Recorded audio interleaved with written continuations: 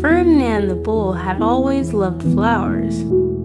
He would often spend hours in his field, enjoying the sweet scent of wild flowers and the bright colors that dotted the landscape.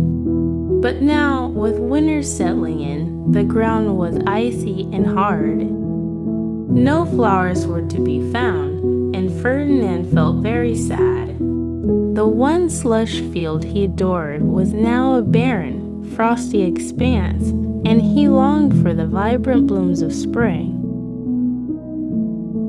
One crisp morning, after a particularly cold night, Ferdinand wandered slowly around his field, his hoofs crunching in the frozen earth. He sniffed the air, hoping for a trace of the sweet scent of flowers, but there was nothing. His mood grew even gloomier. He missed the warmth of the sun on his back and the colorful petals that had once brightened his days. That was when he noticed the farmer had forgotten to properly close the gate to his pen. The rusty gate swung open just enough for Ferdinand to slip through. His eyes brightened.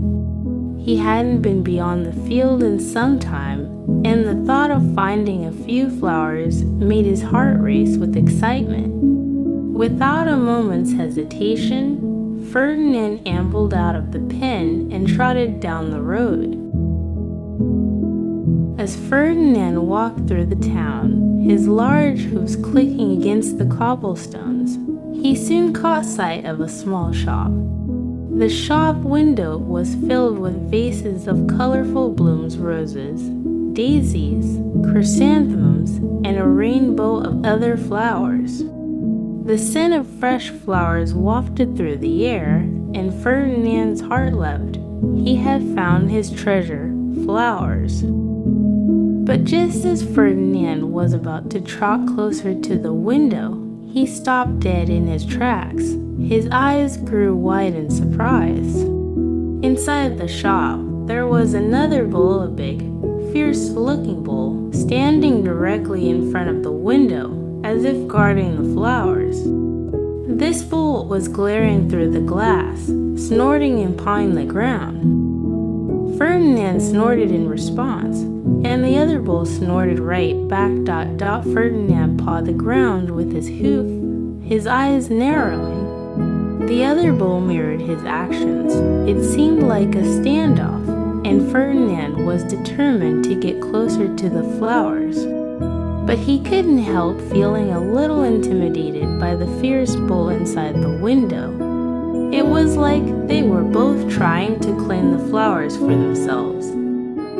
As Ferdinand stood there, pondering what to do next, he suddenly noticed something that made his heart race. There was a lady inside the shop, standing near the flowers. She looked frightened, her eyes wide, and she was backing away from the window. Ferdinand's protective instincts kicked in. I must save her from that fierce bull, he thought, puffing out his chest. With a determined snort, Ferdinand pawed the ground again and lowered his head, preparing to charge the bull inside the window. He was ready to protect the lady, even though he wasn't entirely sure what was going on. His heart was pounding as he aimed himself toward the window. But just as Ferdinand was about to charge, the farmer appeared, rushing down the street. "Stop, Ferdinand," he shouted in surprise.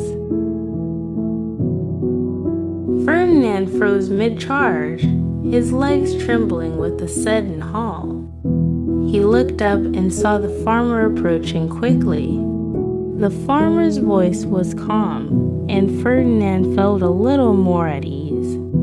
"What's going on?" the farmer asked, looking between Ferdinand and the lady.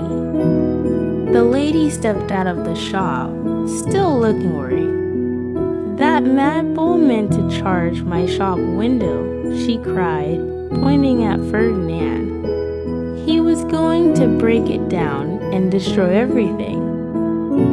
No, chuckled the farmer. "I see what happened." Ferdinand wasn't trying to charge anything. He was just looking at the flowers, and when he saw his own reflection in the window, he thought it was another bull, one that would harm you. Isn't that right, Ferdinand? Ferdinand's big eyes widened in realization. He nodded his head slowly, embarrassed by his mistake. He had been so focused on the flowers that he hadn't realized the other bull was just his reflection in the glass. The lady, now realizing the misunderstanding, smiled and placed a gentle hand on Ferdinand's broad neck. "Poor Ferdinand," she said kindly, "I'm so sorry I misunderstood you. But I can see how much you love flowers." She then reached for a nearby vase of fresh flowers and carefully made a garland, stringing them together with a piece of twine. She draped the beautiful garland of colorful blooms around Ferdinand's neck, and he snorted happily, feeling the petals brush against his fur. Double quotes, "Thank you, kind lady," Ferdinand thought, feeling a warmth in his heart. The lady smiled and patted his nose affectionately. She then turned to the farmer. "You have a very special bull here," she said. "I'm so glad you've cleared up the misunderstanding." The farmer smiled. Yes, Ferdinand may not always know what's going on, but he certainly has a heart of gold.